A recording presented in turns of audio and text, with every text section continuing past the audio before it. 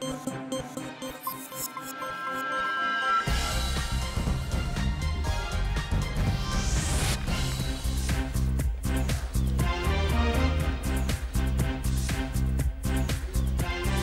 বিরতিহীন সংবাদ রাত ৯টায় বাংলাদেশে। আপনাদের সঙ্গে আছি আমি সুমন সিং এবং আমি গোলাম কিবরিয়া। শুরুতেই শিরোনামগুলো। সীমান্তে সেনা মোতায়েন নিয়ে নেপিদোর ব্যাখ্যায় সন্তুষ্ট নয় ঢাকা। নতুন করে কোনো রোহিঙ্গাকে দেশে আশ্রয় দেওয়া হবে না।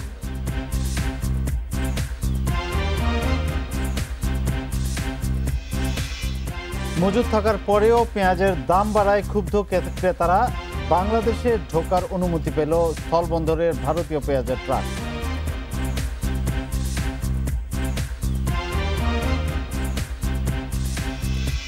দুই শর্তে খালেদা জিয়ার সাজা আরও ৬ মাস স্থগিত। পরিবারের আবেদনে প্রধানমন্ত্রীর অনুমোদন।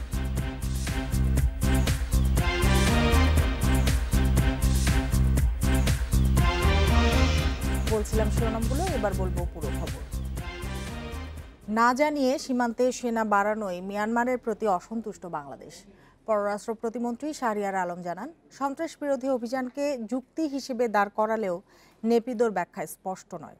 এ পরিস্থিতিতে ঢাকার সতর্ক অবস্থানে রয়েছে জানিয়ে প্রতিমন্ত্রী আরও বলেন, নতুন করে আর কোনো রোহিঙ্গাকে আশ্রয় দেওয়া হবে না। বাংলাদেশ মিয়ানমার সীমান্তে আবারও বেড়েছে উত্তেজনা। কোনো ঘোষণা ছাড়াই সীমান্তের কাছাকাছি অন্তত ৩টি পয়েন্টে বাড়তি সেনা মোতায়েন করেছে মিয়ানমার। পররাষ্ট্র প্রতিমন্ত্রী জানিয়েছেন, এ বিষয়ে কোনো সন্তোষজনক জবাব দিতে পারেনি ঢাকায় দেশটির রাষ্ট্রদূত। মিয়ানমারের ব্যাখ্যাও গ্রহণযোগ্য নয় বলেও জানান তিনি। মিয়ানমারের নাফ নদীর ওপারে সৈন্য সমাবেশ স্বাভাবিক যে পরিমাণ টহল থাকতো এবং তাদের যে বিজিপি কাজ করত, এর বাইরে মায়ানমার সেনাবাহিনীর বেশ কিছু সৈন্যের আনাগোনা এবং বেশ কিছু সৈন্য নতুন করে ডেপ্লয়েড হয়েছে বলে আমাদের কাছে তথ্য প্রমাণ আছে। আমরা এটি মিয়ানমার সরকারকে জানিয়েছি। আমরা তো অবশ্যই অসন্তুষ্ট। এ বিষয়ে নেপিদোর সঙ্গে আলোচনা অব্যাহত রয়েছে বলেও জানান প্রতিমন্ত্রী। যদি পরিস্থিতি খোলা হয় তবে বাড়তি সেনা প্রত্যাহারের দাবি জানাবে ঢাকা। এই উত্তেজনার সুযোগ নিয়ে নতুন করে রোহিঙ্গারা যেন বাংলাদেশে ঢুকতে না পারে সেজন্য সীমান্তে সতর্ক রয়েছে নিরাপত্তা বাহিনী। আন্তর্জাতিক সম্প্রদায় অপছন্দ করলেও আমরা কিন্তু বলতে বাধ্য হয়েছি যে আমরা নতুন করে বাংলাদেশের রোহিঙ্গাদেরকে নেব না। বাংলাদেশ মিয়ানমার সীমান্তে যৌথ টহল চালুর চুক্তি হয় ২০১৭ সালে। সন্ত্রাস বন্ধে মিয়ানমারকে চুক্তি কার্যকরের প্রস্তাব দিয়েছে Dhaka. Nafiza Daula, independent News, Dhaka. Corona virus মহামারীর মধ্যে গত ২৫ মার্চ যাদের বয়স ৩০ বছর পূর্ণ হয়েছে তাদের সরকারি চাকরিতে আবেদনের সুযোগ দিতে যাচ্ছে সরকার। কতদিন পর্যন্ত তারা এর সুবিধা পাবেন তা স্পষ্ট করতে খুব শিগগিরই প্রজ্ঞাপন জারি করা হবে। এর আগে করোনা মহামারীর মধ্যে যাদের সরকারি চাকরির বয়স পার হয়েছে তাদের বিষয়টি বিবেচনা করতে প্রধানমন্ত্রীর কাছে প্রস্তাব পাঠায় জনপ্রশাসন মন্ত্রণালয়। পরে এতে প্রধানমন্ত্রী অনুমোদন দেন বলে জানা গেছে।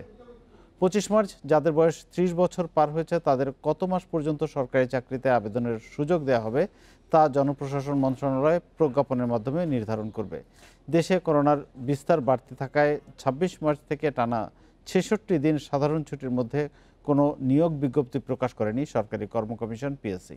তার আগে গত ডিসেম্বর থেকে চাকরিতে নিয়োগের নতুন কোনো বিজ্ঞপ্তিও দেওয়া হয়নি। তবে ৩০ মে সাধারণ ছুটি শেষে জুনের প্রথম সপ্তাহে নন ক্যাডার সার্ভিসে বেশ কটি নিয়োগ বিজ্ঞপ্তি প্রকাশ করেছে পিএসসি। সেখানে বয়সের সর্বোচ্চ সীমা ৩০ বছর নির্ধারণ করে দেওয়া হয়েছে গত ১ জুন পর্যন্ত।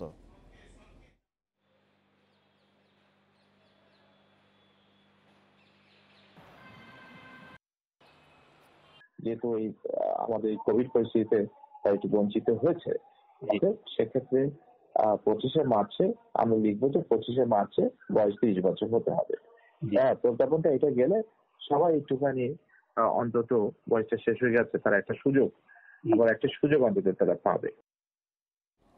খিচুড়ি রান্না শিখতে ১,০০০ কর্মকর্তাকে বিদেশ পাঠানো হচ্ছে, এমন খবরে সোমবার সমালোচনায় মুখর ছিল সব মহল।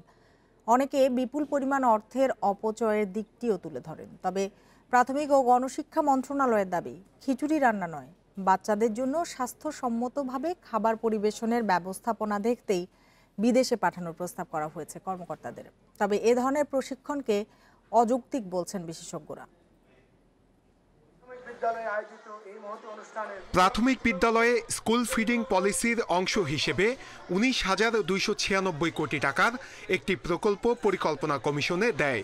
এ প্রকল্পের আওতায় 65,620টি প্রাথমিক বিদ্যালয়ে 1,40,00,000 শিক্ষার্থীকে দুপুরে গরম খাবার দেয়া হবে। এই খিচুড়ি রান্না শিখতে 1,000 কর্মকর্তাকে দেশের বাইরে পাঠানোর প্রস্তাব পরিকল্পনা কমিশনে দেয়া হয়েছে বলে অভিযোগ উঠেছে। এটি নিয়ে বিভিন্ন মহলে উঠে সমালোচনার ঝড়। এটি সরকারি অর্থ অপচয় ছাড়া আর কিছু নয় বলছেন গবেষকরা।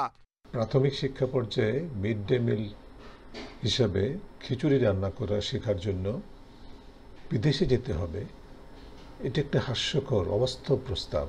এত বিশাল সংখ্যক একদল শিক্ষক বা কর্মকর্তা কর্মচারীকে বিদেশ ভ্রমণের এই যে সুযোগ করে দেওয়া অযৌক্তিকভাবে, এটি অনৈতিক। স্কুল ফিডিং পলিসির আওতায় প্রস্তাবিত প্রকল্পে বিদেশে প্রশিক্ষণে যে ব্যয় হবে তা কর্মকর্তাদের কর্মদক্ষতা বাড়াবে বলে দাবি মন্ত্রণালয়ের। প্ল্যানিং কমিশন হচ্ছে অথরিটি, তারা আমাদের এই কম্পোনেন্টটা রাখবে কি রাখবে না কোয়ারি করেছে যে এইগুলো এই উত্তরগুলো এই জায়গাগুলো তাদের কাছে স্পষ্ট না, সেগুলো আমরা দিব। দেওয়ার পরে দেন প্ল্যানিং কমিশন অনুমোদন দিয়ে এটা একনাকে পাঠাবে। তবে শিক্ষার্থীদেরকে দুপুরে খিচুড়ি দেওয়ার জন্য এই প্রশিক্ষণের প্রয়োজনকে অযৌক্তিক বলছেন বিশেষজ্ঞরা। নূরে আলম, ইন্ডিপেন্ডেন্ট নিউজ, ঢাকা। প্রকল্প বাস্তবায়নে অপচয় এবং অযৌক্তিক ব্যয় মেনে নেওয়া হবে না বলে জানিয়েছেন পরিকল্পনা মন্ত্রী এম এ মান্নান। দুপুরে একনেক সভা শেষে সংবাদ সম্মেলনে তিনি এ হুঁশিয়ারি দেন। মঙ্গলবার প্রধানমন্ত্রী শেখ হাসিনার সভাপতিত্বে বৈঠকে একটি নতুন এবং 3টি সংশোধিত প্রকল্প অনুমোদন দেওয়া হয়। প্রকল্পগুলো বাস্তবায়নে খরচ হবে 534 কোটি 34 লাখ টাকা। অনুমোদন হওয়া প্রকল্পগুলোর মধ্যে রয়েছে বঙ্গবন্ধু শেখ মুজিব সাফারি পার্কের সড়ক প্রশস্ত করা এবং অন্যান্য প্রয়োজনীয় অবকাঠামো উন্নয়ন প্রকল্প। এছাড়া গৃহায়ন ও গণপূর্ত মন্ত্রণালয়ের আরবান রেজিলিয়েন্স, শিক্ষা মন্ত্রণালয়ের রাজশাহী বিশ্ববিদ্যালয়ের ভৌত অবকাঠামো উন্নয়ন প্রকল্প এবং দেশীয় প্রজাতির মাছ ও শামুক সংরক্ষণ প্রকল্পের অনুমোদন দেওয়া হয়।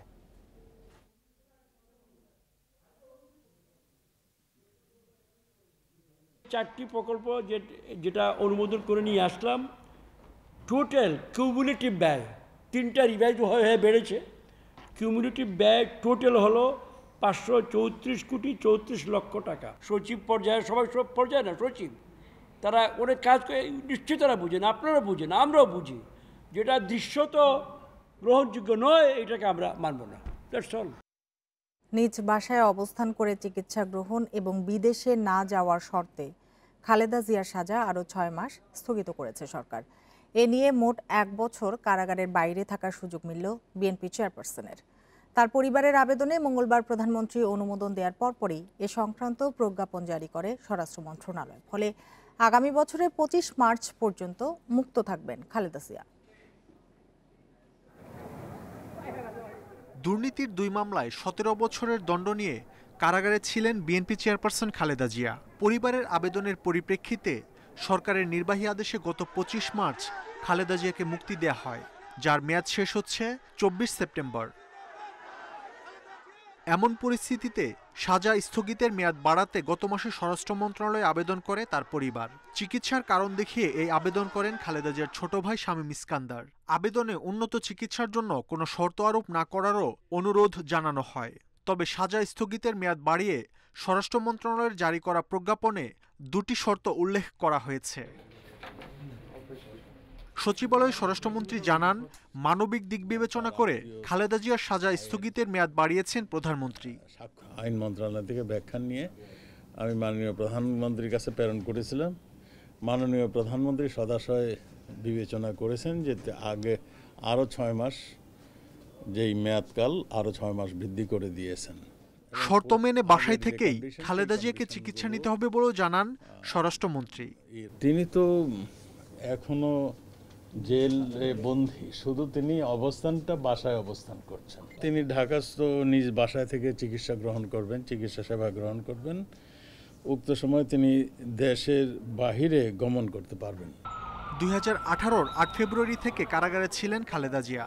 সরকারের নির্বাহী আদেশে সাজা স্থগিত হলে গত 25 মার্চ মুক্তি পান তিনি। এরপর থেকে গুলশানে ভাড়া বাসায় অবস্থান করছেন বিএনপি চেয়ারপারসন। মাহমুদ শরীফ, ইন্ডিপেন্ডেন্ট নিউজ, ঢাকা। পর্যাপ্ত মজুদ থাকার পরেও একদিনের মধ্যে ঢাকার বাজারে 50% বেড়েছে পেঁয়াজের দাম। ভারত থেকে পেঁয়াজ রপ্তানি বন্ধের 24 ঘন্টার মধ্যে খুচরা বাজারে 60 টাকার পেঁয়াজ বিক্রি হচ্ছে 90 টাকায়। তবে ব্যবসায়ীদের দাবি, ক্রেতাদের চাহিদা বাড়ায় পেঁয়াজের দাম ঊর্ধ্বমুখী। এদিকে বেশি দামে পেঁয়াজ বিক্রির অপরাধে বেশ কিছু ব্যবসায়ীকে জরিমানা করেছে ভোক্তা অধিকার সংরক্ষণ অধিদপ্তর। দেশে পেঁয়াজের মজুদ যথেষ্ট, তারপরেও ভারত থেকে রপ্তানি বন্ধের খবরে অস্থির বাজার। রাজধানীর কারওয়ান বাজারে পাইকারি আড়তে দেশি পেঁয়াজ বিক্রি হচ্ছে 78 থেকে 82 টাকা পর্যন্ত, যা গতকালের চেয়ে 30 টাকা বেশি, আর খুচরা বাজারে বিক্রি হচ্ছে 90 টাকায়। এছাড়া ভারতীয় পেঁয়াজ পাইকারি বিক্রি হচ্ছে 60 টাকা কেজিতে, খুচরা বাজারে আরও 10 টাকা বেশি। 80, 82, 84, সকালে 85, 86 এরকম বিক্রি হতেছে, খুচরা এরকম বিক্রি হতেছে। বা আস্তে আস্তে বাড়ছে, মানে কাস্টমার বেশি হতেছে, আস্তে আস্তে বাড়তেছে। আমরা ছোট দোকানদার বলবো কি করি, ওটা পাইকারি মার্কেটে গেলে আপনারা জানতে পারবেন। আমরা তো প্রতিদিন 1 বস্তা কিনি, 1 বস্তা বেশি।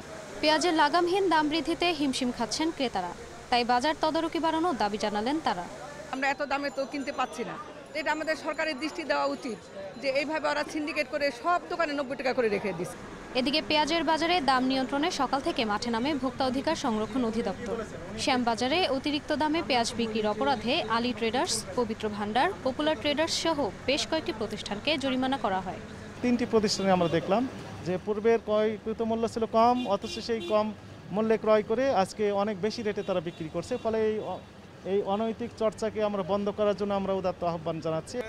এদিকে বাজারে দাম বাড়ায় টিসিবির ট্রাক থেকে 30 টাকা কেজিতে পেঁয়াজ কিনতে দেখা গেছে দীর্ঘ লাইন। দ্রুত পেঁয়াজের দাম নিয়ন্ত্রণে আনতে সরকারের পদক্ষেপে দাবি করছেন নিম্ন ও মধ্য আয়ের মানুষ। প্রায় আধা ঘন্টার উপরে দাঁড়িয়ে আছি যে আমি, এখনো তো আরো আধা ঘন্টা লাগবেই। আর টিসিবি যেটা দেখতেছি যে দেওয়ার কথা 2 কেজি করে দিচ্ছে 1 কেজি করে পেঁয়াজ। ভারতের পেঁয়াজ আমদানি বন্ধ থাকলেও রাজধানীর বাজারগুলোতে পর্যাপ্ত পেঁয়াজের মজুদ দেখা গেছে। ব্যবসায়ীরা জানিয়েছেন এখন পর্যন্ত কোনো সরবরাহ সংকট নেই। Ishrat Suma, independent News, Dhaka.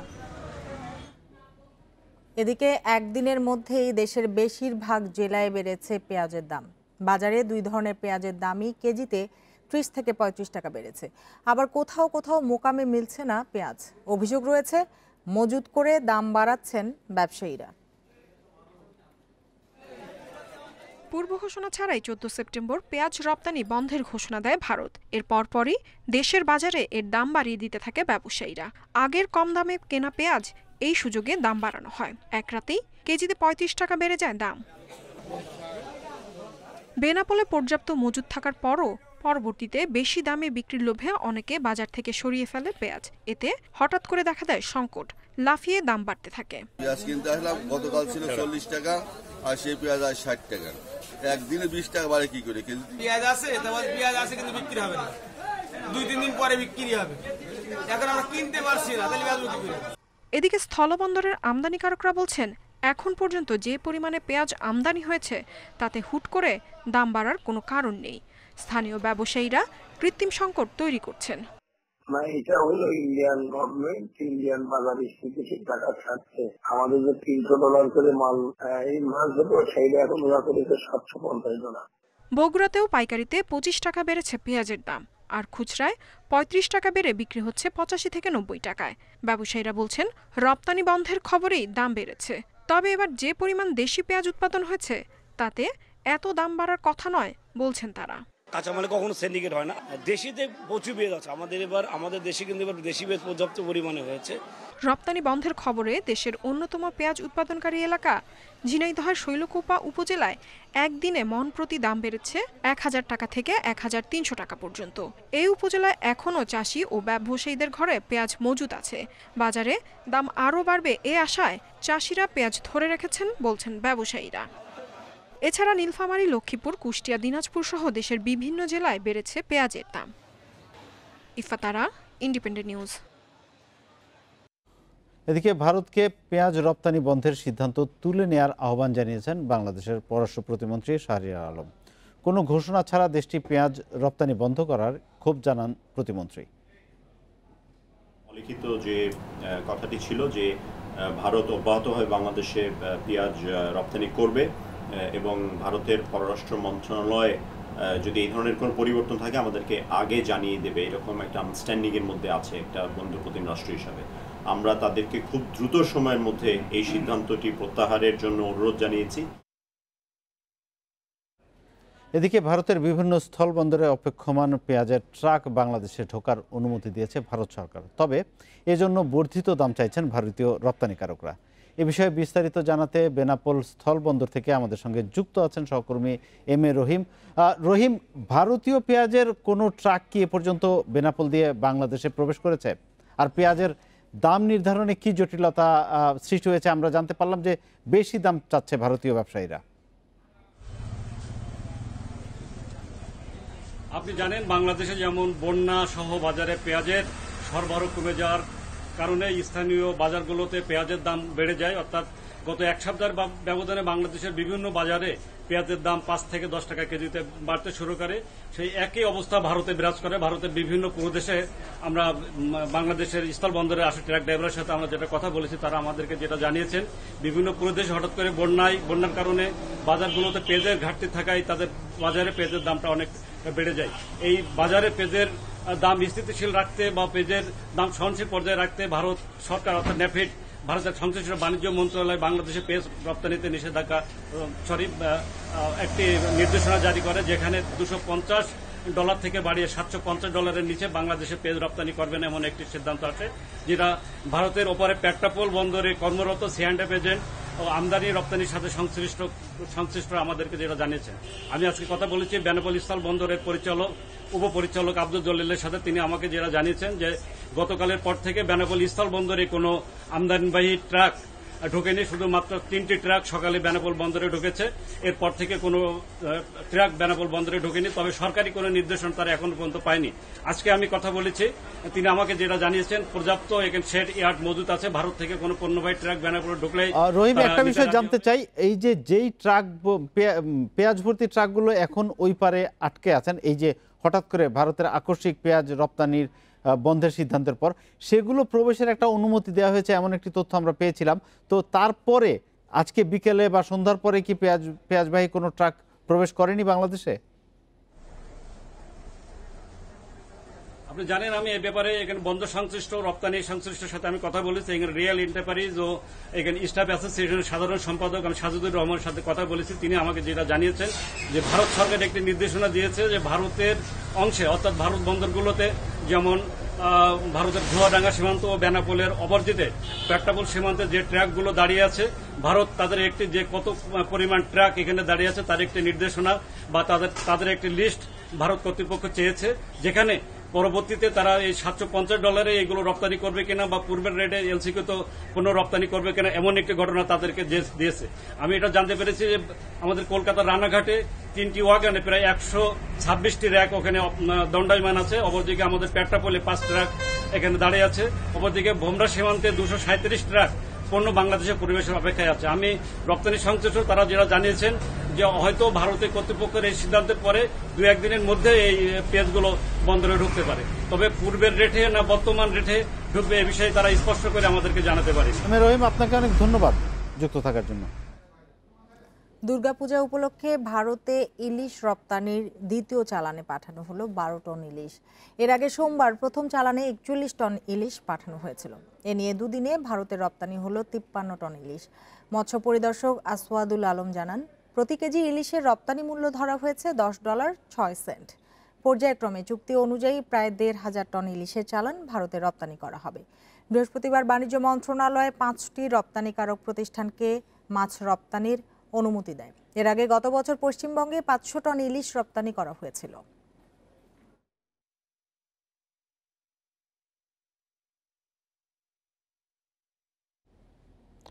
বুধবার থেকে রেলের এক সিট ফাঁকা রেখে যাত্রী পরিবহনের বাধ্যবাধকতা আর থাকছে না।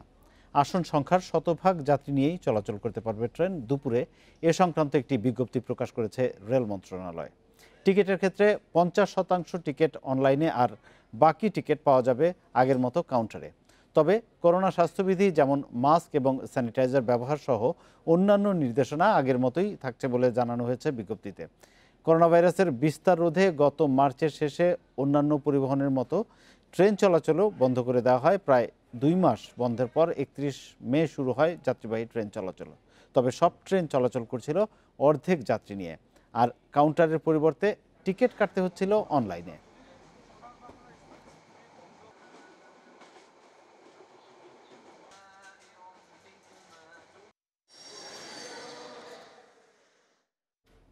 জঙ্গি ছিনিয়ে নেয়ার হুমকির পর দেশের সব কারাগারে নিরাপত্তা জোরদার করেছে কারা সদর দপ্তর। 7 সদস্যের স্ট্রাইকিং ফোর্স গঠন করে বাড়ানো হয়েছে সার্বক্ষণিক নজরদারি। তবে জঙ্গি হুমকিতে সরকার মোটেও চিন্তিত নয়, জানিয়েছেন স্বরাষ্ট্রমন্ত্রী আসাদুজ্জামান খান। জঙ্গিবাদের অভিযোগে আটক কয়েকশো বন্দী রয়েছেন দেশের বিভিন্ন কারাগারে। সম্প্রতি এসব জঙ্গিদের ছিনিয়ে নেয়ার হুমকি দিয়ে উড়োচিঠি আসে কারাগারে। এসব হুমকির প্রেক্ষিতে সম্ভাব্য ঝুঁকি এড়াতে গত বৃহস্পতিবার কারা মহাপরিদর্শক brigadier general AKM Mostafa Kamal Pasha দেশের সব কারাগারকে 18টি নির্দেশনা দেন। নির্দেশনার প্রেক্ষিতে একজন ডেপুটি জেলারের নেতৃত্বে 7 সদস্যের স্ট্রাইকিং ফোর্স গঠন করে সার্বক্ষণিক নজরদারি বাড়ানো হয়েছে। নির্দেশনা হচ্ছে যে যারাই আছে বুলেট প্রুফ করবে, সশস্ত্র ডিউটি করবে, এরকম আর কি। একজন ডেপুটি জেলার এবং একজন হাবিলদার, 5 জন আপনার কারারক্ষী, তারা তাদের সম্বন্ধে একটা টিম হবে, স্ট্রাইকিং ফোর্স হবে। তারা এখানে যে কোনো অনাকাঙ্ক্ষিত পরিস্থিতি এর জন্য, আর ভিতরে বাইরে কোনো জায়গায় আমাদের এখানে এমনি ঢুকতে পারে না, বাইরে কোনো লোক ঢুকতে পারে না, আর কোনো গাড়িও ঢুকতে পারে না। এদিকে কারাগারগুলোর নিরাপত্তায় CCTV বসানো সহ সুরক্ষা ব্যবস্থা আধুনিকায়নে তাগিদ দিয়েছেন স্বরাষ্ট্রমন্ত্রী আসাদুজ্জামান খান। আমাদের কারারক্ষীদেরকে আরও যাতে মানে ওয়াচফুল হয়, তারা যদি দেখাশোনার এই দায়িত্বটা সঠিকভাবে পালন করে, সেইটার ব্যবস্থা আমরা করেছি। সম্প্রতি কিছু কারাগারের নিরাপত্তা ব্যবস্থায় শিথিলতার প্রমাণ পাওয়া গেছে বলে চিঠিতে জানান কারা মহাপরিদর্শক। এই জন্য অপ্রীতিকর ঘটনা প্রতিরোধে সব কারাগারে সর্বোচ্চ সতর্কতার নির্দেশ দেওয়া হয়েছে। Ashiq Hossain, Independent News, Dhaka. আশুলিয়ায় জাবালে নূর মাদ্রাসায় 2 শিশু শিক্ষার্থীকে মারধরের মামলায় মাদ্রাসা শিক্ষক ইব্রাহিমকে গ্রেপ্তার করেছে পুলিশ। খবর পেয়ে মাদ্রাসার অন্য শিক্ষার্থীদের নিয়ে যায় অভিভাবকরা। ঘটনার সুষ্ঠু বিচারের দাবি জানিয়েছেন তারা। এদিকে মাদ্রাসার প্রধান ফটকে তালা ঝুলিয়ে পালিয়েছে কর্তৃপক্ষ। দর্শক, মর্মস্পর্শী এ নির্যাতনের ফুটেজ দেখানোটা সমীচীন না হলেও নির্যাতনের ভয়াবহতা বোঝানোর জন্য ছবিটি দেখাচ্ছি আমরা। আশা করি সেভাবেই বিষয়টি বিচার করবেন। সামাজিক যোগাযোগ মাধ্যমে ভাইরাল হয় 2 শিশু শিক্ষার্থীকে নির্যাতনের ভিডিওটি। এতে দেখা যায় এক মাদ্রাসা শিক্ষক 2 শিক্ষার্থীকে হাত পা বেঁধে বেধড়ক মারধর করছেন। খোঁজ নিয়ে জানা যায় গত শুক্রবার জাবালে নূর মাদ্রাসার শিক্ষার্থী রাকিব অপর শিক্ষার্থী মাহফুজের সহযোগিতায় মাদ্রাসা থেকে পালিয়ে যাওয়ার চেষ্টা করেন। এই ঘটনায় শিক্ষক ইব্রাহিম ওই 2 শিক্ষার্থীকে অমানসিক নির্যাতন করে। পরে শিক্ষার্থী রাকিব ও মাহফুজকে বাড়ি নিয়ে যায় স্বজনরা। পড়তেছিলাম, ধরে নিয়েছিল, ধরে কিছু মায়েরা হাইরা নামাজ পড়ছে। যার বাচ্চা তারা নিয়ে গেছে, আর বিভিন্ন জায়গার ছাত্র ছিল তাদের পাড়ায় দেওয়া হয়েছে। এদিকে এই ঘটনা সামাজিক যোগাযোগ মাধ্যমে ভাইরাল হওয়ার পর মাদ্রাসার প্রধান ফটকে তালা লাগিয়ে পালিয়ে যায় কর্তৃপক্ষ। অভিভাবকরাও সন্তানদের বাড়িতে নিয়ে যান। পাশাপাশি ঘটনার সুষ্ঠু বিচারের দাবি করেন তারা। অন্য মাদ্রাসার হুজুর এরকম যেন ছাত্রকে না মারে, তাদেরকে ভালোবেসে লেখাপড়া করার জন্য তাদের উৎসাহ দেয়, আনন্দ দেয়। মারধরের ঘটনায় মাদ্রাসা থেকে অভিযুক্ত শিক্ষক ইব্রাহিমকে আটক করা হয়। পরে নির্যাতনের শিকার শিক্ষার্থী রাকিবের বাবার করা শিশু নির্যাতনের মামলায় আটক শিক্ষক ইব্রাহিমকে গ্রেপ্তার দেখানো হয়। রাকিব দেখিয়ে তার বাবাকে আমরা নিয়ে আসছি, ওই মামলা হয়েছে তো তারা আমরা কোর্টে পাঠাচ্ছি। এই ধরনের নির্মম ঘটনা আর যাতে কোনো মাদ্রাসায় না ঘটে সেদিকে খেয়াল রাখার অনুরোধ জানিয়েছেন অভিভাবকরা। Independent news desk. বুয়েট ছাত্র আবরার ফাহাদ হত্যা মামলায় 25 আসামির বিরুদ্ধে অভিযোগ গঠন করেছে আদালত।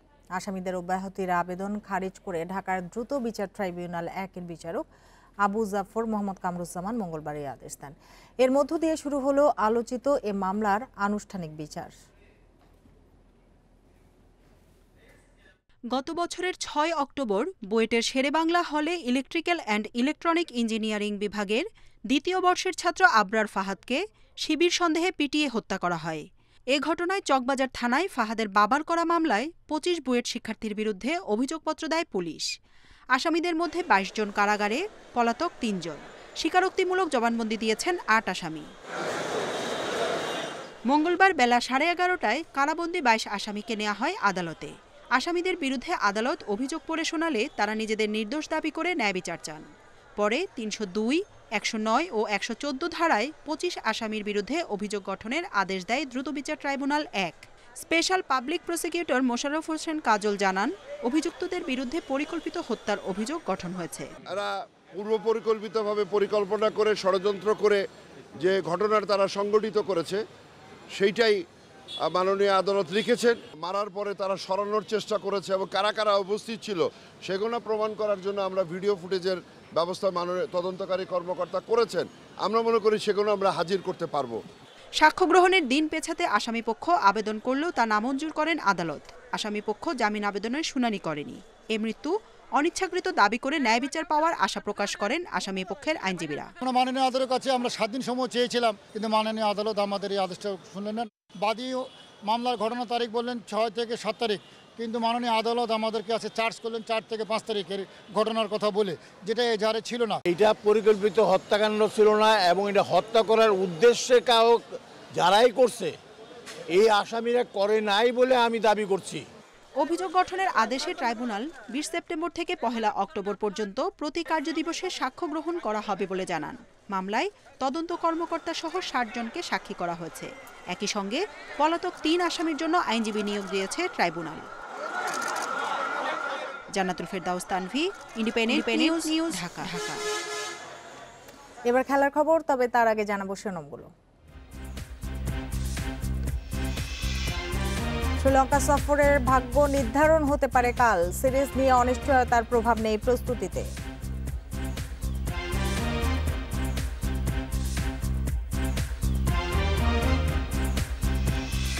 জাতীয় যুব ও হকির জন্য দেশি কোচের উপরেই আস্থা। অক্টোবরের মাঝামাঝি লিগের কার্যক্রম শুরুর পরিকল্পনা।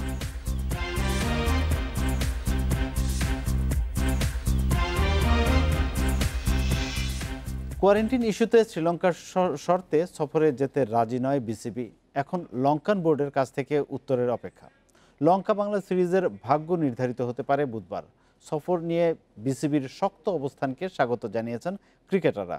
একই সঙ্গে ঘরোয়া ক্রিকেট ফেরাতে সভাপতি নাজমুল হাসান পাপনের মন্তব্যে আশাবাদী করছে তাদের। দিয়েছে এইটা ইতিহাসে বিরল এবং এটা দিয়ে টেস্ট চ্যাম্পিয়নশিপ সম্ভব না। বিসিবির শক্ত অবস্থান লঙ্কান বোর্ডকে নড়ে বসতে বাধ্য করেছে। দেশটির ক্রীড়ামন্ত্রী শর্ত পুনর্বিবেচনার নির্দেশ দিয়েছেন, কিন্তু তাতে বিধিনিষেধ শিথিল হবে তো? এই সিরিজ নিয়ে আশার কথা শোনাতে পারছে না লঙ্কান মিডিয়া। কোনো আন্তর্জাতিক ম্যাচ ছাড়াই বছর শেষের শঙ্কার খবরও ছেপেছে ওরা। এ অবস্থায় বুধবার এসএলসির প্রতিনিধি দল বৈঠক করবে দেশটির কোভিড টাস্কফোর্সের সাথে। সেখান থেকে আসবে দিক নির্দেশনা।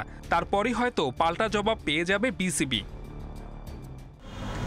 শ্রীলঙ্কার কঠিন শর্তে যদি সিরিজ ভেস্তে যায় তাহলে দায়টা কার?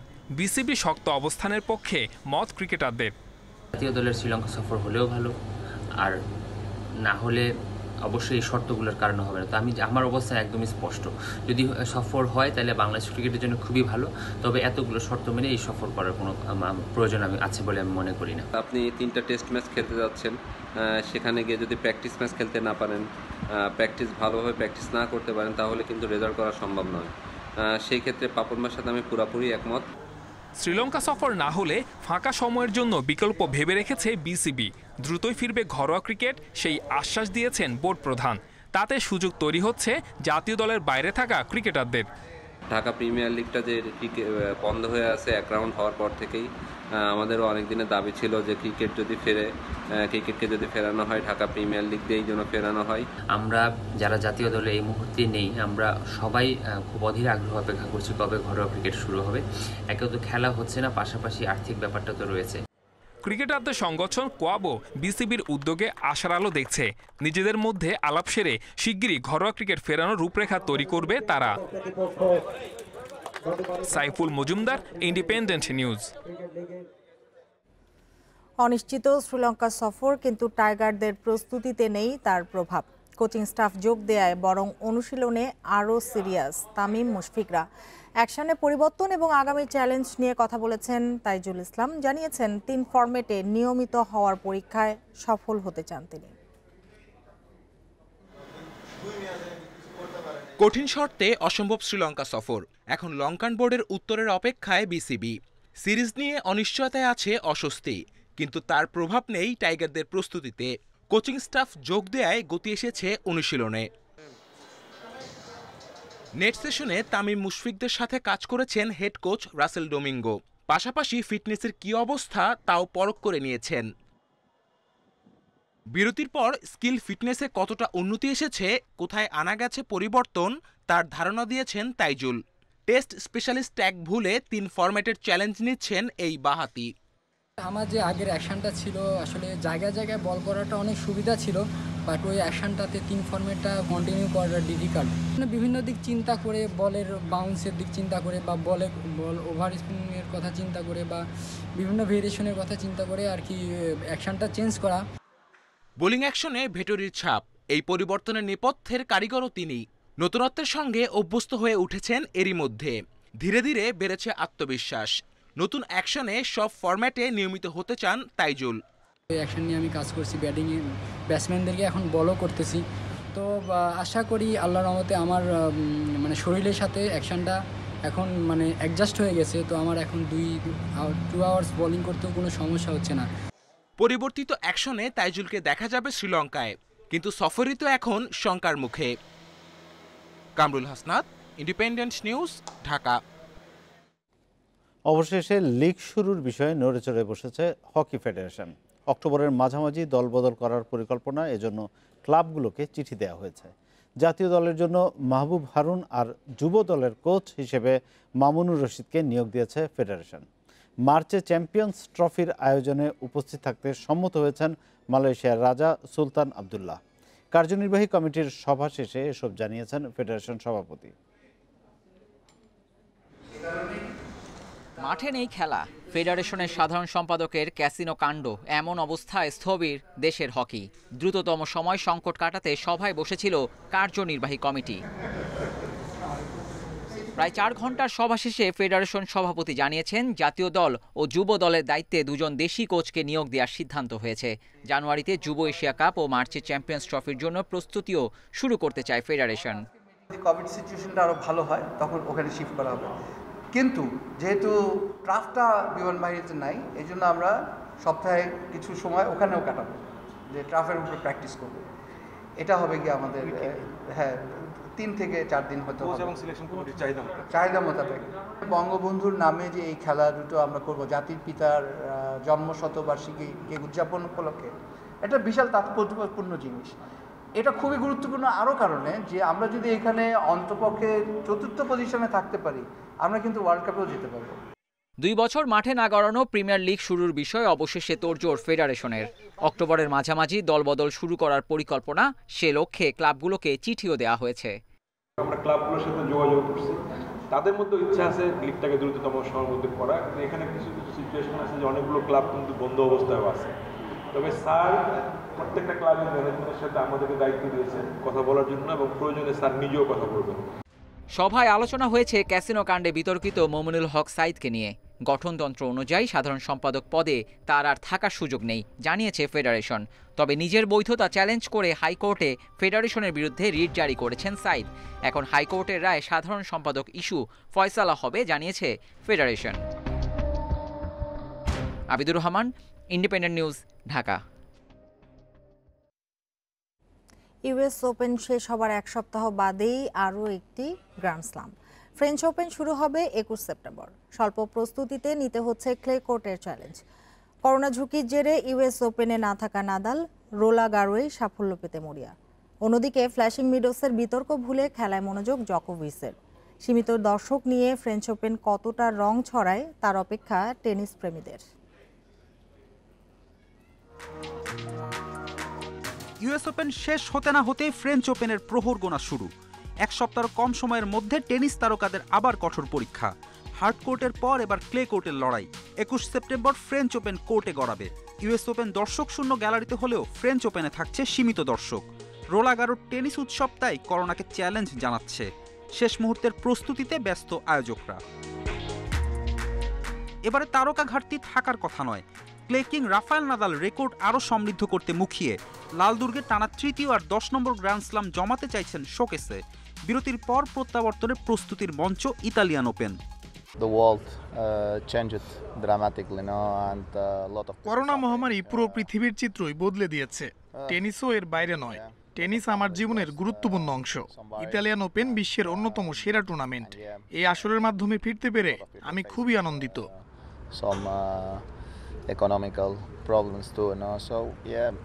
ইউএস ওপেনে জকোভিচের স্বপ্ন ভেঙেছে বিতর্কিত কাণ্ডে। এ নিয়ে আক্ষেপ আছে, তবে তার মনোযোগ সামনের দিকে। ফ্রেঞ্চ ওপেনের আগে ইতালিতে ঝালিয়ে নেওয়ার সুযোগ। স্বল্প ব্যবধানে ক্লে কোর্টের চ্যালেঞ্জে মানিয়ে নেওয়া সহজ নয়, তা নিয়ে চিন্তা জকোর। রোলাঁ গারোয় নাদালকেই মানছেন ফেভারিট।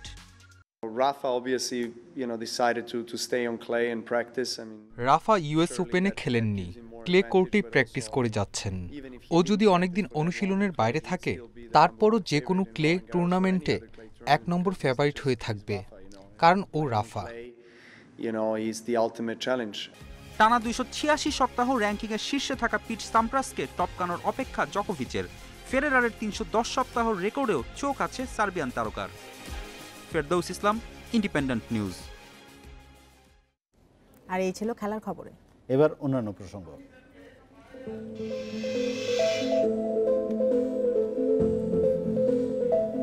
শুক্র গ্রহের মেঘে জীবন্ত প্রাণীর অস্তিত্ব থাকার বড় ধরনের সম্ভাবনা দেখতে পেয়েছেন বিজ্ঞানীরা।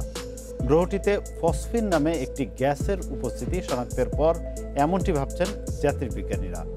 গ্রহটিতে ফসফিন উৎপন্ন হবার মতো পরিবেশ না থাকায় কোন প্রাণীর দ্বারা এর উৎপত্তি হয়েছে এমনটি ভাবছেন বিজ্ঞানীরা।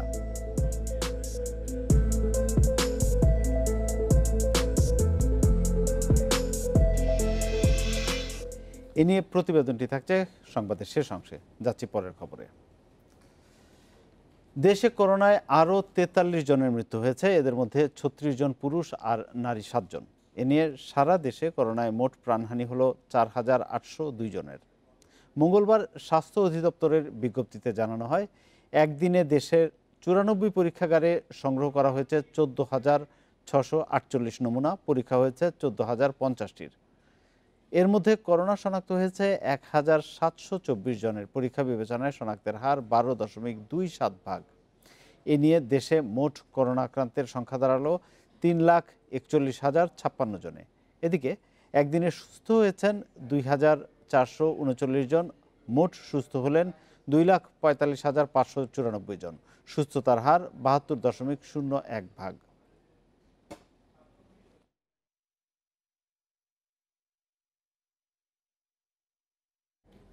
করোনার ধাক্কা সামলে অর্থনীতি ঘুরে দাঁড়াতে শুরু করায় চলতি অর্থবছর দেশের জিডিপি প্রবৃদ্ধি 6.8% হতে পারে বলে পূর্বাভাস দিয়েছে এশীয় উন্নয়ন ব্যাংক এডিবি। মূলত উৎপাদন ও রপ্তানি বাড়ায় এ প্রবৃদ্ধি হবে বলছে সংস্থাটি। পাশাপাশি মূল্যস্ফীতিও 5.5% মধ্যে থাকবে বলে আশা করা হচ্ছে। মঙ্গলবার এডিবির এশিয়ান ডেভেলপমেন্ট আউটলুক প্রতিবেদনে উঠে এসেছে এসব তথ্য। করোনা সংক্রমণ ঠেকাতে 26 মার্চ সাধারণ ছুটি ঘোষণা করে সরকার। এরপর 2 মাসের বেশি সময় বন্ধ থাকে ব্যবসা প্রতিষ্ঠান, কলকারখানা এবং উৎপাদন। এতে দুর্বল হয়ে পড়ে অর্থনীতির বিভিন্ন সূচক। তবে স্বাস্থ্যবিধি মেনে আবারও কলকারখানা ও উৎপাদন চালুর অনুমতি দেয় সরকার। পাশাপাশি করোনার ক্ষতি কাটিয়ে উঠতে প্রণোদনা প্যাকেজ ঘোষণা করা হয়। এতে গতি ফিরতে শুরু করেছে দেশের অর্থনীতিতে। অর্থনীতির বিভিন্ন সূচক ইতিবাচক ধারায় ফিরতে শুরু করায় চলতি অর্থবছর দেশের জিডিপি প্রবৃদ্ধি 6.8% হতে পারে বলে পূর্বাভাস দিয়েছে এশীয় উন্নয়ন ব্যাংক এডিবি। সংস্থার প্রতিবেদনে বলা হয়, স্বাস্থ্য খাত ও মহামারী ব্যবস্থাপনার উপর চাপ থাকার পরও বাংলাদেশের অর্থনীতি পুনরুদ্ধার শুরু হয়েছে। মূলত উৎপাদন, রপ্তানি ও প্রবাসী আয় বাড়ায় এগোতি এসেছে বলছে সংস্থাটি। পাশাপাশি প্রণোদনা প্যাকেজ ও সরকারের সার্বিক অর্থনৈতিক ব্যবস্থাপনাও বড় ভূমিকা রেখেছে বলে মনে করছে এশীয় উন্নয়ন ব্যাংক। ফসলের উৎপাদন বৃদ্ধি এবং আন্তর্জাতিক বাজারে পণ্যের দাম অনুকূল থাকায় চলতি অর্থবছর মূল্যস্ফীতি 5.5% মধ্যে থাকবে বলে অনুমান এশীয় উন্নয়ন ব্যাংকের।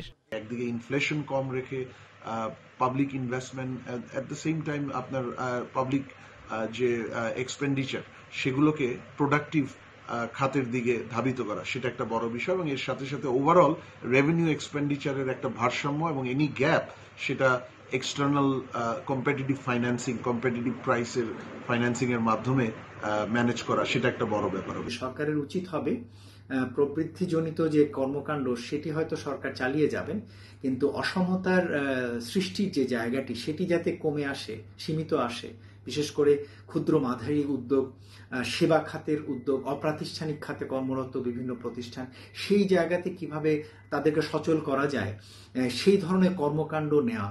এদিকে বিভিন্ন দেশে করোনার প্রকোপ বিদ্যমান থাকায় বাংলাদেশের রপ্তানি কিছুটা বাধাগ্রস্ত হতে পারে বলে আশঙ্কা এডিবির। একই সাথে অর্থনীতির গতি ধরে রাখতে মহামারী ব্যবস্থাপনায় নজর দেওয়ার তাগিদ সংস্থাটির। কপ্তিয়া মুমতাহানা, ইন্ডিপেন্ডেন্ট নিউজ, ঢাকা। অস্ত্র মামলায় রিজেন্ট হাসপাতালের চেয়ারম্যান মোহাম্মদ শাহেদের বিরুদ্ধে সাক্ষ্য গ্রহণ শেষ। ঢাকা মহানগর দায়রা জজ KM ইমরুল কায়েস এ মামলায় সাক্ষ্য গ্রহণ করেন। কাল শাহেদের আত্মপক্ষ সমর্থনের দিন ঠিক করেছে আদালত। এ মামলায় 14 জন সাক্ষী থাকলেও 11 জনের সাক্ষ্য নেওয়া হয়েছে বলে জানিয়েছেন রাষ্ট্রপক্ষের আইনজীবী তাপস পাল। তিনি জানান, এ মাসেই শুনানি শেষে রায়ের দিন ঠিক করা হতে পারে। গেল 27 আগস্ট অস্ত্র মামলায় শাহেদের বিরুদ্ধে অভিযোগ গঠন করে আদালত। এর আগে 15 জুলাই সাতক্ষীরা সীমান্তবর্তী এলাকা থেকে শাহেদকে গ্রেপ্তার করে র্যাব। পরদিন করোনা পরীক্ষার নামে ভুয়া রিপোর্ট সহ বিভিন্ন প্রতারণার অভিযোগে করা মামলায় শাহেদের 10 দিনের রিমান্ড মঞ্জুর করে আদালত। এরপর তাকে নিয়ে উত্তরায় ডিবি পুলিশের অভিযানে অস্ত্র উদ্ধারের ঘটনায় একটি মামলা হয়।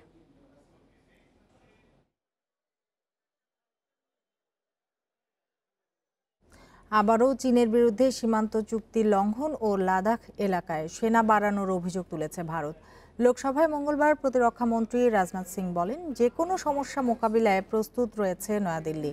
তিনি বলেন, সীমান্ত নিয়ে একাধিকবার উত্তেজনা বাড়লেও পরে তা শান্তিপূর্ণভাবে মিটে গেছে, কিন্তু এবারের পরিস্থিতি ভিন্ন বলে মন্তব্য করে তিনি বলেন, পরিস্থিতির সমাধান চায় নয়াদিল্লি।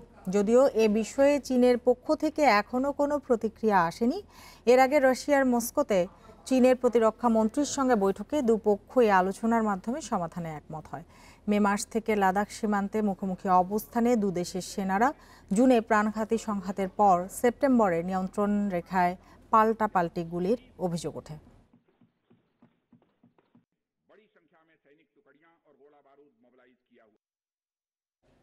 করোনা সংক্রমণ রোধে দীর্ঘ সময় বন্ধের পর শিগগিরই চালু হচ্ছে ওমরা হজ। সীমিত পরিসরে কেবল স্থানীয়রাই সুযোগ পাবেন ওমরা করার, জানিয়েছে সৌদি গ্যাজেট।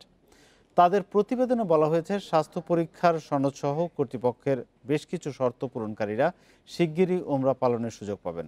তবে ঠিক কবে থেকে ওমরা চালু হবে তার কোনো তারিখ উল্লেখ করা হয়নি প্রতিবেদনে। সম্প্রতি দেশটিতে ভ্রমণ নিষেধাজ্ঞা শিথিল করে বিবৃতি দেয় সৌদির স্বরাষ্ট্র মন্ত্রণালয়। এতে বলা হয়, 15 সেপ্টেম্বর থেকে আগামী বছরের 1 জানুয়ারি পর্যন্ত 3 ধাপে প্রত্যাহার করা হবে ভ্রমণ নিষেধাজ্ঞা।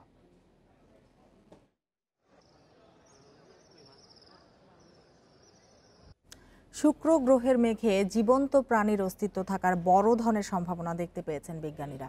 গ্রহটিতে ফসফিন নামে একটি গ্যাসের উপস্থিতি শনাক্তের পর এমনটি ভাবছেন জ্যোতির্বিজ্ঞানীরা। ভেনাস গ্রহে এই গ্যাস প্রাকৃতিকভাবে এত বেশি পরিমাণে উৎপন্ন হবার মতো পরিবেশ নেই, তাই কোনো প্রাণীর দ্বারা এর উৎপত্তি হয়েছে এমন জোরালো সম্ভাবনার কথা বলছেন বিজ্ঞানীরা। ফসফিন গ্যাসে আছে একটি ফসফরাস ও 3টি হাইড্রোজেনের অণু। পৃথিবীতে পেঙ্গুইনের মতো প্রাণীর দেহের ভেতর বাসকারী অণুজীব কিংবা জলাভূমির মতো কম অক্সিজেনের এলাকাতে থাকা অণুজীবের সঙ্গে ফসফিন গ্যাসের সম্পর্ক রয়েছে।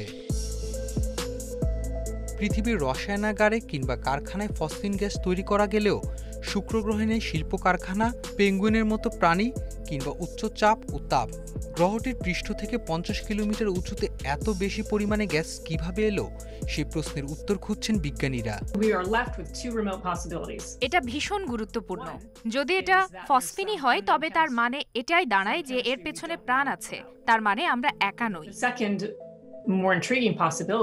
পৃথিবীর বায়ুমণ্ডলের সঙ্গে কিছুটা মিল থাকায় লাল গ্রহ মঙ্গলের প্রাণের অস্তিত্বের জোর সম্ভাবনা আছে, এমনটি এতদিন ভেবেছেন বিজ্ঞানীরা। সেই হিসেবে শুক্র গ্রহের পরিবেশ একেবারে বিপরীত। গ্রহটির বায়ুমণ্ডলের 96% কার্বন ডাই অক্সাইড, পৃষ্ঠদেশের তাপমাত্রা 400 ডিগ্রি সেলসিয়াসের বেশি।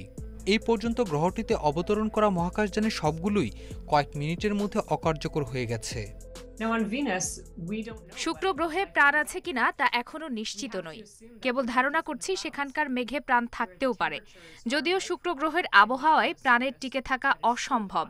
এমনও হতে পারে মেঘে ভাসা অতি সূক্ষ্ম কণা অথবা বাতাসে ভেসে বেড়ানো জলীয় কণায় প্রাণের অস্তিত্ব আছে। শুক্র গ্রহে ফসফিন শনাক্ত নিয়ে ভিন্ন মত আছে। অনেকে বলছেন হয়তো শুক্র গ্রহে একসময় প্রাণের অস্তিত্ব ছিল, যা গ্রিনহাউস প্রতিক্রিয়ায় নষ্ট হয়ে গেছে। আরেক দল বলছেন আগ্নেয়গিরির অগ্নুৎপাত কিংবা অন্য কোনো রাসায়নিক বিক্রিয়ার ফলে এই গ্যাসের সৃষ্টি হয়ে থাকতে পারে। সারওয়ার জামান, ইন্ডিপেন্ডেন্ট নিউজ। এই ছিল রাত 9টায় বাংলাদেশে। ইন্ডিপেন্ডেন্ট টেলিভিশনের সব খবর আরও বিস্তারিত জানতে চোখ রাখুন আমাদের ফেসবুক, ইউটিউব এবং টুইটারে। সাথে থাকার জন্য ধন্যবাদ।